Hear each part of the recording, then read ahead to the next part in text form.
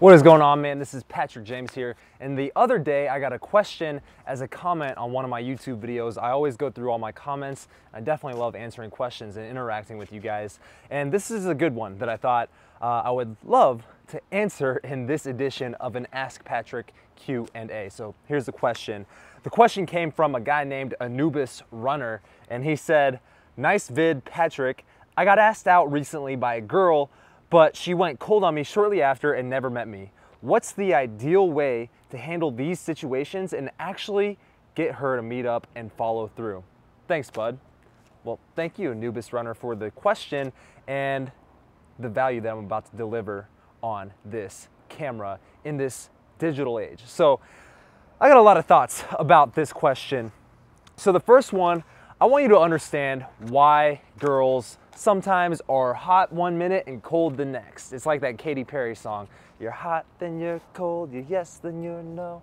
All right, I'm never gonna do that again. So anyways, I've had this situation a lot, and I'm sure a lot of guys watching this video in particular, have also had this situation where maybe a girl conveys, whether it's through text message, whether it's in person, that they really like you and are attracted to you, but then the next day or in the future, they go completely in an opposite direction. They never text you back. They don't ever want to see you again. They're really mad at you, whatever, all right? And here's the thing you got to understand about women, and I'll put a little picture right here. A good book about this is The Way of the Superior Man. And David Deida, the author of the book, The Way of the Superior Man, talks about how women and their emotions, the feminine energy in general, is like this, all right? It's like the fucking tidal wave on the fucking shore. Sometimes it's in, sometimes it's out. But the thing you gotta understand is that women, their emotions are like water, okay? Sometimes they're hot, sometimes they're cold. Sometimes they're horny, sometimes they're happy, sometimes they're angry, sometimes they're sad. And really, nobody really knows sometimes what triggers that. It could be any number of things that triggers that emotion in her, but the feminine energy is naturally going to be like that. So yes, maybe she was super into you at this moment, but for whatever reason, her emotions are just telling her that she's not into you this next moment whenever you guys agreed to go out, all right? Now, here's probably a more logical explanation that you can really kind of understand and conceptualize in your head. When you met her and she agreed to go out with you originally, or whether it was via text, however it was that you asked her out or she asked you out, she was probably in a very hyped up state. She was very excited. And maybe she was out with her friends, who knows? But maybe the next time she thought about going out with this guy, going out with Anubis Runner, or the next time you followed up and said, hey, are we still gonna go get those drinks? Hey, are we still gonna meet up and go do this thing? She was probably Netflix and chilling on her couch, all right? Tony Robbins talks about this all the time. Everything you do and every motivation that you have is completely state dependent. If you're in a shitty state, you're not gonna feel like doing shit. But if you're in an awesome state, you're gonna feel awesome and you're gonna wanna do all these awesome things, like make videos and create content that other people can get value out of, all right? So when she first texted you and asked you out, she was probably in a really good state. Whereas when you followed up with her and said, hey, are we still gonna go out? She was probably in a very chill state, or maybe not even a good state, or maybe her cat just died, or maybe she was just super into the new season of House of Cards or something. I don't know, whatever the fuck women watch nowadays, all right? So that's the thing, state dependent, 100%. Moving on. The next thing and the next reason why women might be hot one minute and cold the next is because women have complete and total abundance with men in their life, all right? And here's the thing, I'll give you an example. One of my friends, she's a girl, she's a cute girl in this wonderful city you see behind me of Scottsdale, Arizona. And she's a typical cute girl in a big city that people like to party in. And I looked at her phone once, she was showing me like this text conversation she was having with a dude and how needy he was being or whatever. Now, when I saw her phone and that text conversation, I was not paying attention to the actual text conversation. The first thing that stuck out to me was the fact that she had 22 unread texts, all right? And I voiced my opinion. I was like, yo, why do you have 22 unread texts? Is that like a group chat? And she goes, oh, that's just some other guys that are texting me. She had 22 unread texts from other guys blowing up her phone. In other words, she had complete and total abundance. And this is something that a lot of men don't have, is complete and total abundance with women. All right, so that's just a fundamental difference. And if you want to think about this in another way, if a woman really wants to have sex in today's society, all she has to do is really just like get dressed up, go out on the street, and walk down the sidewalk.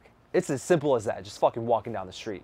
Whereas men, if they want to have sex, it's like walking a fucking tightrope. Like you'll be good, and then one misstep and you just fall off and she doesn't sleep with you, all right? So there's just a fundamental difference, and women naturally in today's society, in today's world, have more abundance than men.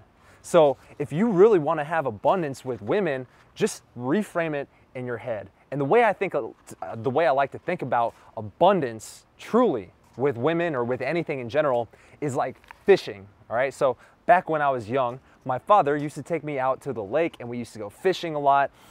And fishing was cool because you could drop the fucking reel in the water, the fucking bait, right?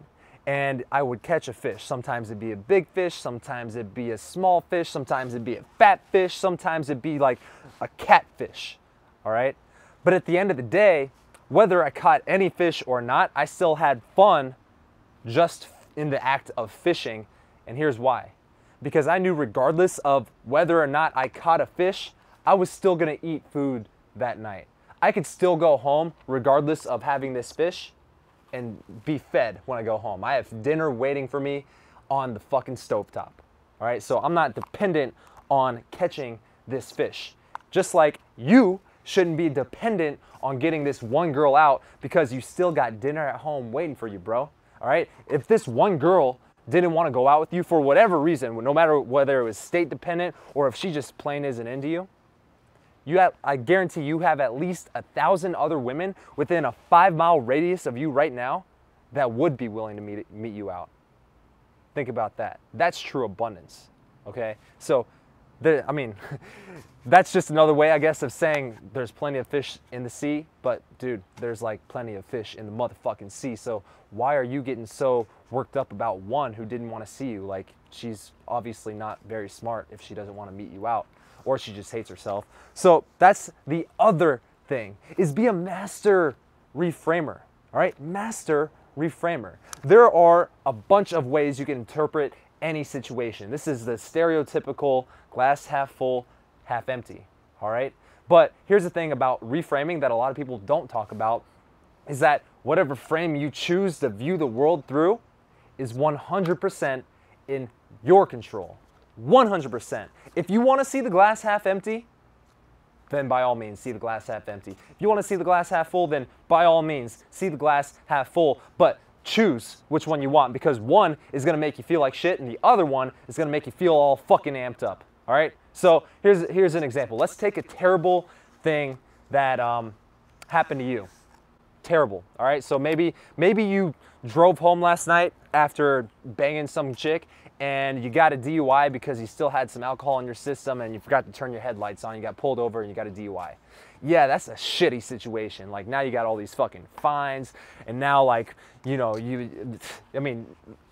whatever you want to think about getting a DUI, it's bad. All right, it's bad. But that's one way to look at it. Or you can say, okay, I was dumb in that moment to get a DUI, and yeah, it sucks right now, but let's look at the positives here. Maybe I could have hurt somebody by hitting them because I was intoxicated. Luckily, I didn't hit anybody, and luckily, I didn't hurt myself or get in an accident, so there's a positive.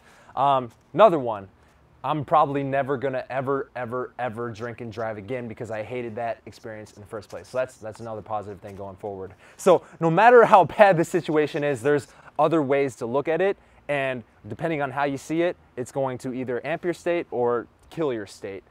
So as far as this girl who didn't want to meet with you after she asked you out, well, you could look at that as, okay, she's not attracted to me, or you could look at it as maybe she's just like so fucking nervous to like meet with me that she just went cold on me because obviously she sees me as out of her league, and I mean, that sucks. I feel sorry for her, but at the end of the day, I don't want to be with someone who thinks that I'm above them, because if they're putting me on a pedestal, then I can never relate to them as a person, because I feel like they're always having to put on this fake facade around me, and you know, I just want someone that I can naturally just vibe with as equals. instant reframe. Be a master at reframing every situation. And at the end of the day, some girl not wanting to meet you is it's nowhere near as serious as getting a fucking DUI. It's nowhere near as serious as, getting in a terrible accident and never being able to walk again. There's a lot worse things that can happen to you than one girl asking you out and then not meeting you up. All right? So be a master reframer, see the positives in this situation, and realize, have some perspective that this is just one fucking road bump, one fucking lesson in the badass version that you are working towards becoming. And on that note, I will see you in the next video. Thank you for the question. And if you have any questions in the future, leave them below. Hit me up on Facebook, hit me up on Twitter, hit me up on Snapchat, hit me up on Instagram. I will see you tomorrow, later, whatever.